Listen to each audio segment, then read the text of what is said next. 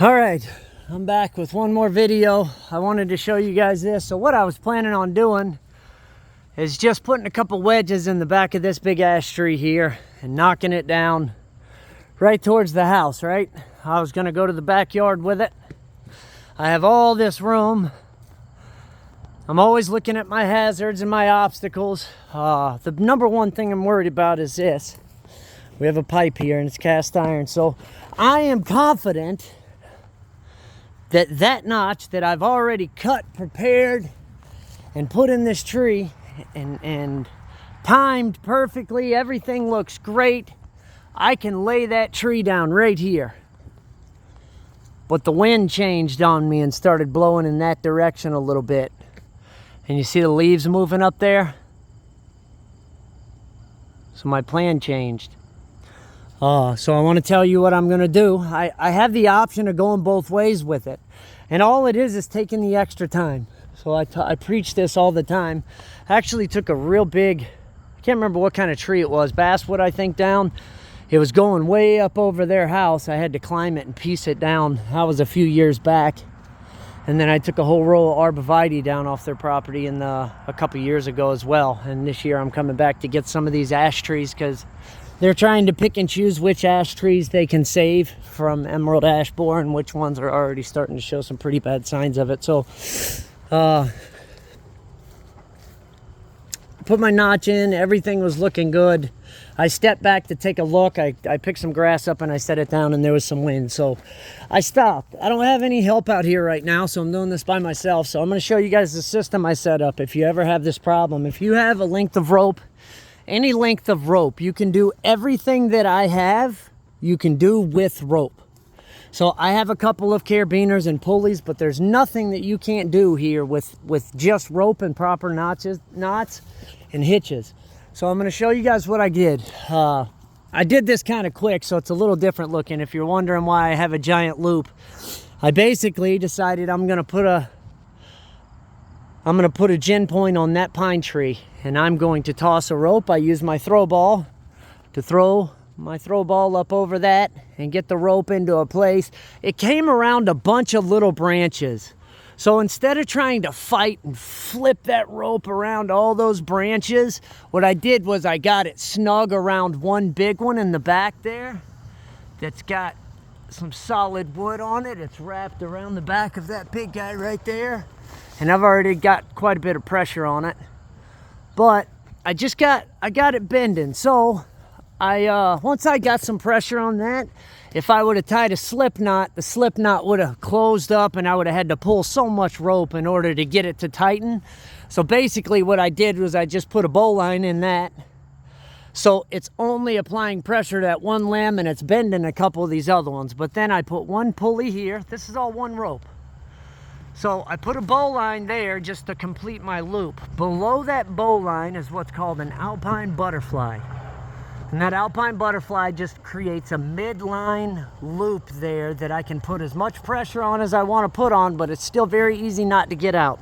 And I'll do another video on how to tie both those knots, the bowline and the alpine butterfly. I'll make another video on how to tie both of those.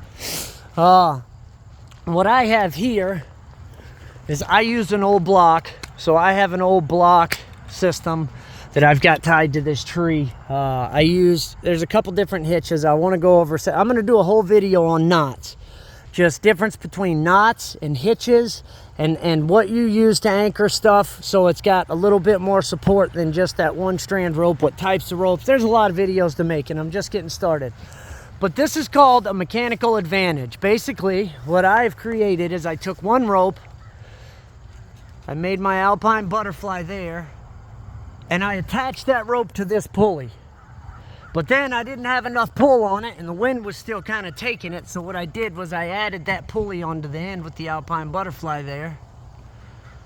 I added that pulley onto the alpine butterfly and I ran the end of my rope back up to that pulley. I disconnected it from here first. I ran the end of my rope back up to that pulley and I pulled the bite. The bite, this is a bite.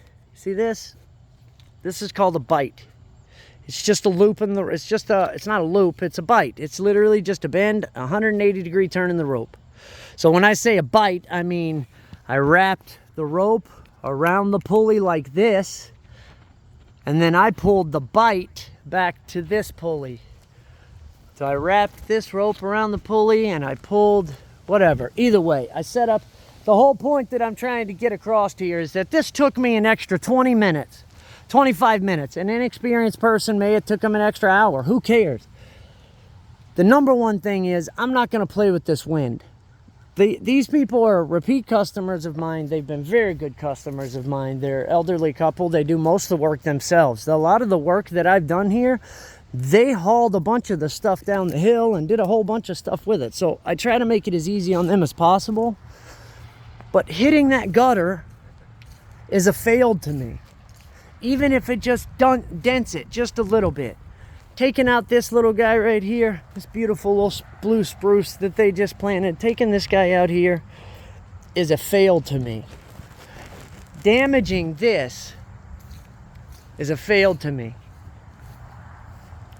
But not only that, even if this tree goes down and doesn't damage any of that, but one thing goes wrong here, failed to me. So I decided to go the opposite way. I have much more room to fall. It took a little bit of extra time.